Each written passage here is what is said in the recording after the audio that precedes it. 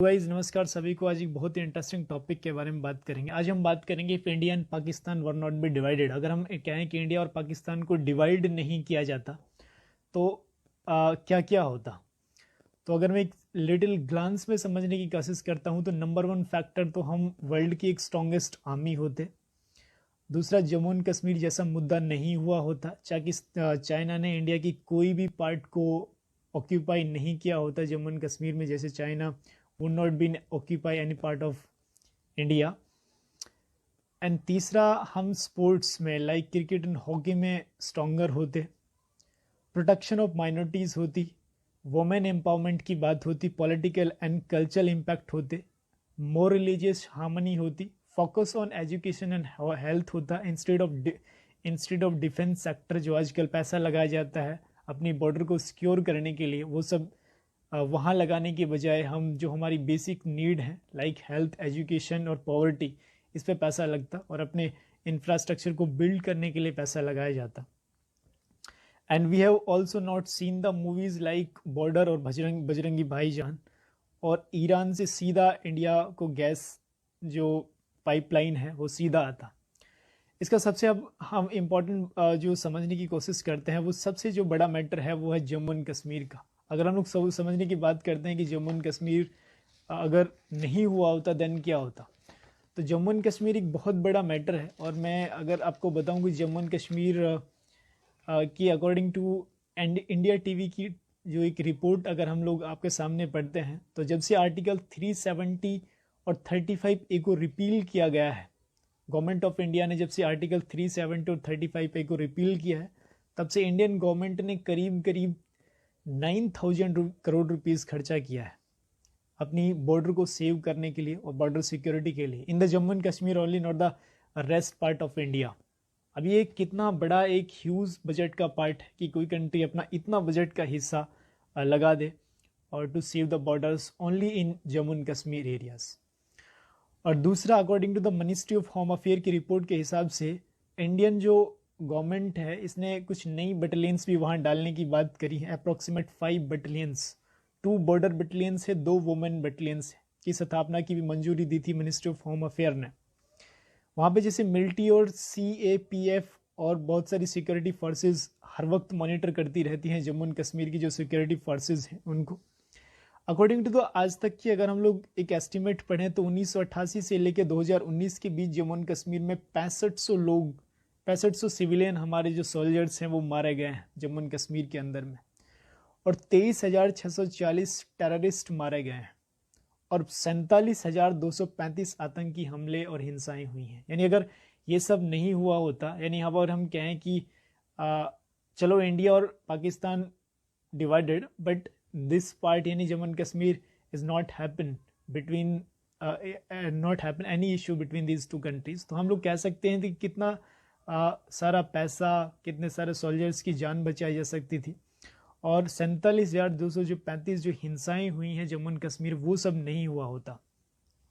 According to the strategic analysis a monthly journal of IDSA terrorist financial and support structure in Jammu and Kashmir, according to the estimate, Pakistan spent around $5 million rupees to save their borders in Jammu and Kashmir, to sustain their military in the area of Jammu and Kashmir। अपनी military को sustain करने के लिए Jammu and Kashmir में पाकिस्तान करीब करीब $5 million dollar खर्चा करता है पर ईयर एनुअली।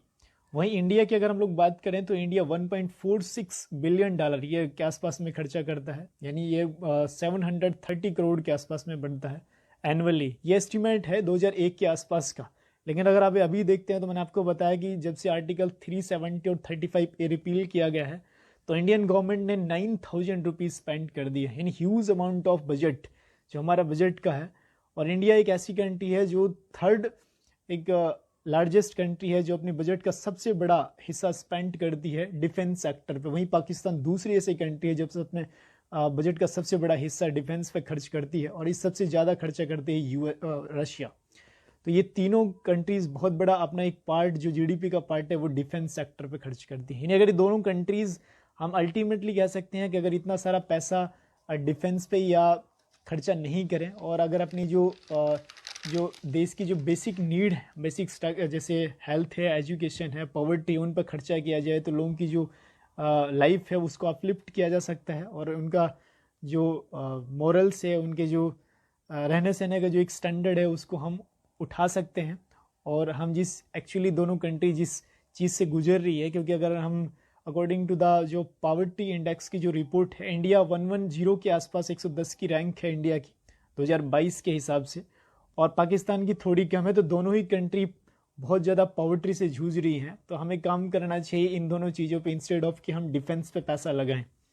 तो अगर if India and Pakistan were not be divided, तो अल्टीमेटली हम कह सकते थे ये पैसा बच सकता था, जम्मू एंड कश्मीर जैसा मुद्दा नहीं हुआ होता। और अगर ये सारे मुद्दे नहीं हुए होते तो, और हमारे जो दोनों कंट्रीज़ के जो पीपल टू पीपल टाइज होती, और हम कह सकते हैं कि पॉलिटिकल और कल्चरल इम्पैक्ट होता, प्रोटेक्शन ऑफ माइनॉरिटीज़ होती, और माइनॉरिटी इम्पीजमेंट पॉलिटिक्स नहीं देखने को मिलती। और माइनॉरिटी जैसे इंडिया में मुस्लिम माइनॉरिटी है, अब बहुत बड़ा एक मुस्लिम एरिया इंडिया में रहता है, लेकिन स्टिल हम माइनॉरिटी में हैं।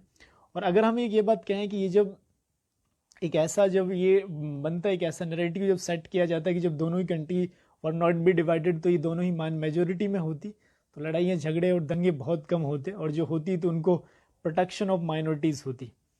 और हम कह सकते हैं कि focus on education, health institute of defence sector हमारा होता। और मैंने आपको बताया कि ईरान से सीधा पाइपलाइन आ सकता था, इंडिया गैस पाइपलाइन, जिससे बहुत बड़ा फ़ायदा होता इंडियन कंट्रीज़ को।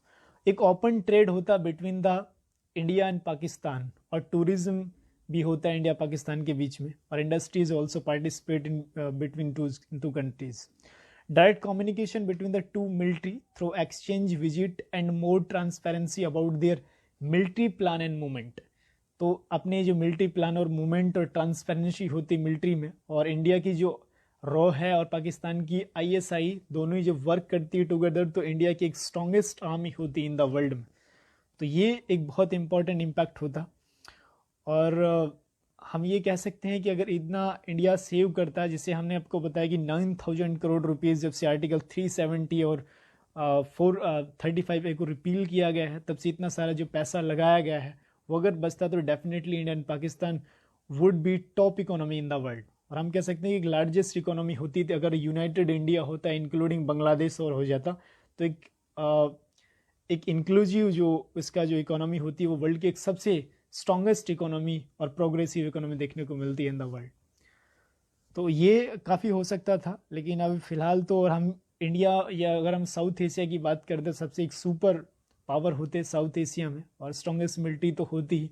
तो ये बहुत सारी चीज़ें देखने को मिलती अगर India and Pakistan were not be divided, और एटलीस्ट अगर जम्मू एंड कश्मीर भी नहीं हुआ होता तब भी ये हो सकता था। जम्मू